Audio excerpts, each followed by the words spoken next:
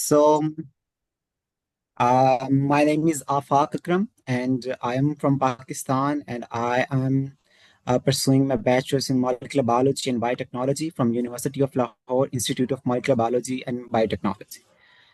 So, my topic of presentation is deciphering the role of honey in ocular diseases by integrating network pharmacology and molecular modeling approaches for retinal therapy. So, introduction. Diabetic retinopathy and age-related macular degeneration, DR and AMD, they are the both two causes of vision loss worldwide, and they both affect the retina of the eye, cause the oxidative stress, inflammation, and abnormal angiogenesis, and disrupt the normal vision. And in the diabetic retinopathy, the prolonged high blood sugar damages the retinal microvasculature, which cause the leakage, swelling, and progressive vision loss. And in AMD, the degeneration of the macula, which is the central region of the retina, leads to blood or lost central vision. So, understanding their molecular pathways is crucial for developing the better diagnostic and therapeutic approaches. As far I know, there is no much study on the molecular pathways of these both diseases. So, Can you objective. maximize the slides, please, Dr. Afak? Maximize the Uh, slide. Thank you. Yeah, that's nice. Thank you, okay, Doctor. okay. Sorry. Clear I now. was just forgot. Yeah, it's clear now. Yeah. So the objective of my study is to integrate the network pharmacology and molecular docking and dynamic simulations to evaluate the honey-derived bioactive against the diabetic retinopathy and age-related macular degeneration.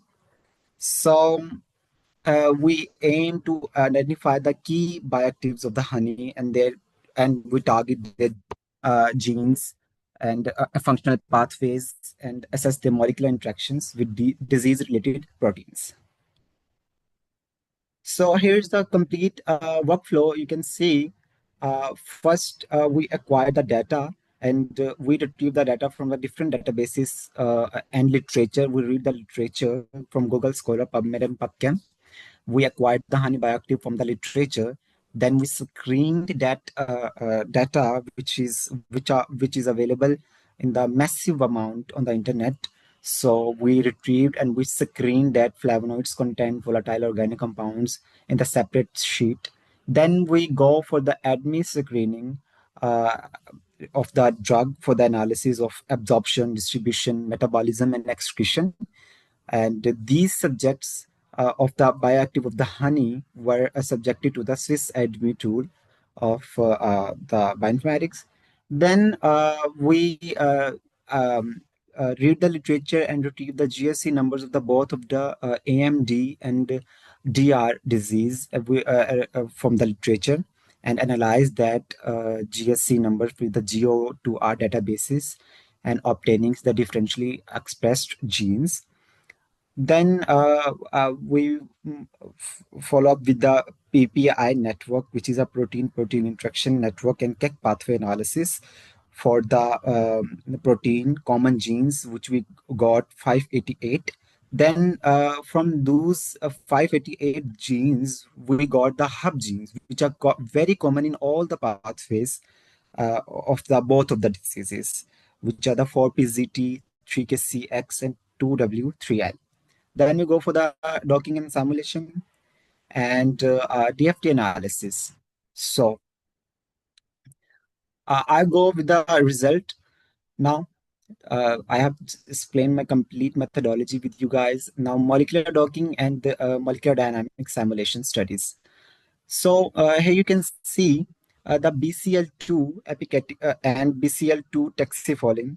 We got the docking results of minus 7.16 kilojoule per mole.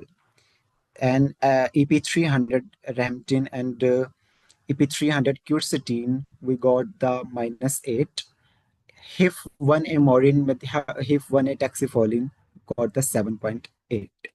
So these are the molecular interactions. As you can see in the first image of the BCL2 with epicatechin, the ligand is closely packed into the binding pocket of the receptor and making the interactions with the amino acids and the hydrogen bonds. You can see the hydrogen bond in the black color. So here is the molecular studies, molecular dynamic, molecular locking studies of our proteins and ligand. Then the docked complex analyze with the molecular dynamic simulation. Basically, we perform this molecular dynamic simulation for know that these docked complexes and these values binding energies which we got are the real one, and they the docked complex are remain close to each other and they don't go further aside. So first of all, we got the result of RMSD, root mean square deviation. This plot measures the average distance between the backbone atoms of the protein at a given time and initial structure. So you can see there is a stable RMSD plot with the value after an initial increase suggests that the protein ligand complex has reached an equilibrium state and it is stable. So a root mean fluctuation in the second plot, you can see the root mean square fluctuation plot. It is the measure the average fluctuation of each residue position from its averaged position. So I interpret this, these RMSE plot correspond to flexible region of the proteins, such as the loops or terminals residues. So, and the radius of gyration, as you can see, the stable RG values over the time indicate we got the molecular dynamic simulation of 100 nanosecond, and these protein overall shape and compactness are maintained in the radius of gyration. And the plots show that the RG for the six complexes, which are over the 100 nanoseconds, the values for all complexes appear to be relatively stable and fluctuating around a constant value. This suggests that the overall compactness of the protein in the complexes is maintained throughout the simulation. So then we did the physicochemical analysis of the selected compounds, and you can say phytochemicals, ligands of the honey. So there are the taxifolin, which GI gastrointestinal observation is high, apicatechin high, morin, ramtin, and you can read all the things. And if I read important thing like Lipinski rule, they are not uh, they are following the rule of Lipinski rule of five. They are the BP permanent and cytotoxicity, they're inactive, mutagenicity inactive, and carcinogenity inactive. So in the right side, you can see the DEX and network constriction.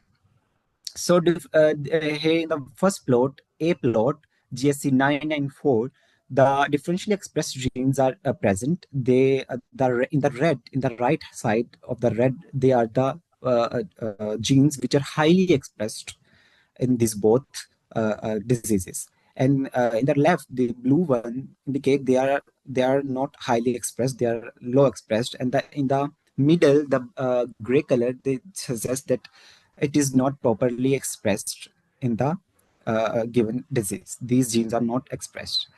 So in the last, you can see the AMD and DR.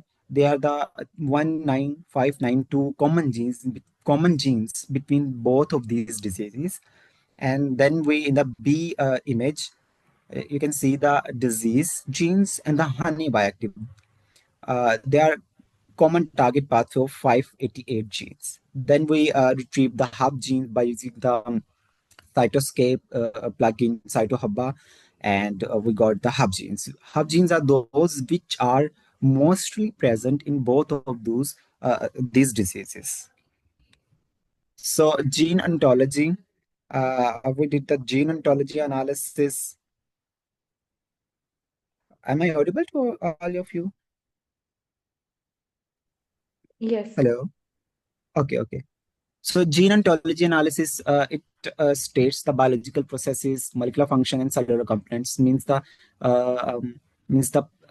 pathway of those genes, and the biological processes in which those genes are linked to each other and created the biological processes.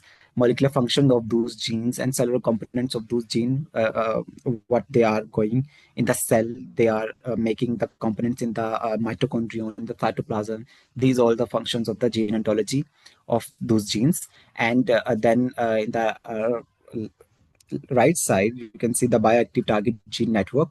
Here in the red, in the center, red circular, you can see the uh, genes, which are the hub genes, which are mostly present in both of the diseases. And in the triangular, they are the phytochemicals, which are targeting those genes. And in the spherical, you can see the pathways which are interrupted in between of those genes.